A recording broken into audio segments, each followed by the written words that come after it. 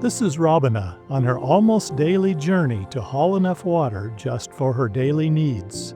She's 75 years old, a widow, a grandmother, with the frailties, the decreased strength, and aches and pains that go with aging. Lifting these 20-liter jerry cans is becoming more difficult all the time. Sometimes you're living by yourself and you have to work, you have to go farm, you have to do a number of things, and then now if you add on like even fetching water, it becomes hard, it becomes difficult. Sometimes you may sleep in pain because you had to walk a long distance. That is for the elderly, the life of an elderly person. All her life, Robinah has been carrying water from this same muddy pit, the same one used by her parents and her grandparents. We started to use that water even when we were little children. When I got married, we used the same water with my husband. I gave birth to my children, and my children gave birth to their children, and it's what they are using.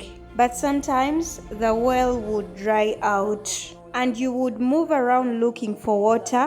Whatever you find, you could bring to the home. We got used to the way of life because that is the way it was. There's more to Robinah's story. In an act of kindness, a friend bought her a small tank for her tiny property that would collect rainwater. It was supposed to make her life a little easier. But instead of keeping water for herself, Robinah always chose to share with her neighbors.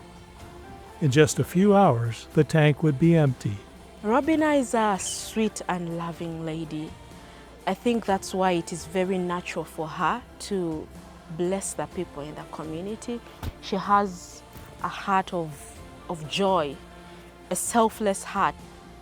At some point, the water ran out and it hasn't filled up anymore. It's because the rains are not there right now. And so Robinah would once again join her neighbors in the long trip for water and the burden of carrying it back to her home. And it was becoming too much. At one point, as I was coming up the hill from fetching the dirty water, I cried out to the Lord and told him, God, I am really tired of lifting this water on my head.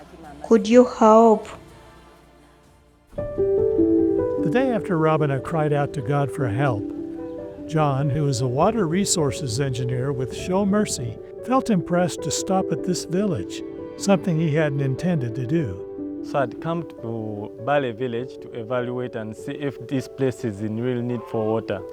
And as I was sloping down with the village leaders to the existing well that they were using currently, I happened to meet Robinah, a 75-year-old. When she narrated to me her struggles she has gone through in order to access clean water, she had never accessed clean water in the whole of her lifetime. When I came here, I had no intentions of bringing a well in this village, but when she narrated the struggles she went through and the daily struggles she goes through, I felt my heart sank. The real challenges she goes through every day, carrying water on her small, frail body. As John listened to Robinah, he was reminded of his own grandmother, and in that moment, he knew this was a place that needed water. So John and the survey team began searching the village, expecting to find it in the usual places. What they discovered proved that God had a plan all along. After finding nothing, they checked the least likely spot on top of the hill. To John's surprise, the water was right in front of Robinah's doorstep. I witnessed a miracle happening in Ave village because it happened to be that the perfect spot in the very land of Robinah, and we were wondering how is this happening? That the very land where Robinah, the one suffering, is where we have found water.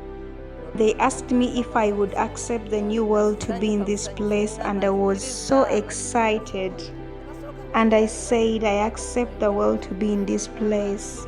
And I called all my friends and said, there is water here. When the well was finished, the village gathered, not just because there was water, but because something had happened here. God had heard Robinah's prayer and guided the team to her doorstep. And in that moment, many realized they were seen and not forgotten.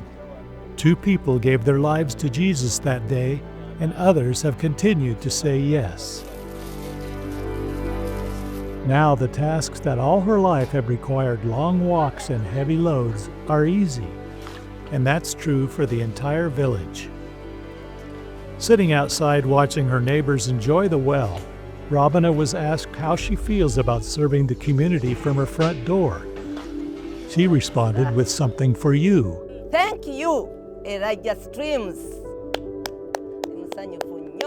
I'm so happy. You are great through Jesus Christ. To Robinah and others, your donations seem like miracles, and it results in saved lives for the kingdom. Thank you for your help.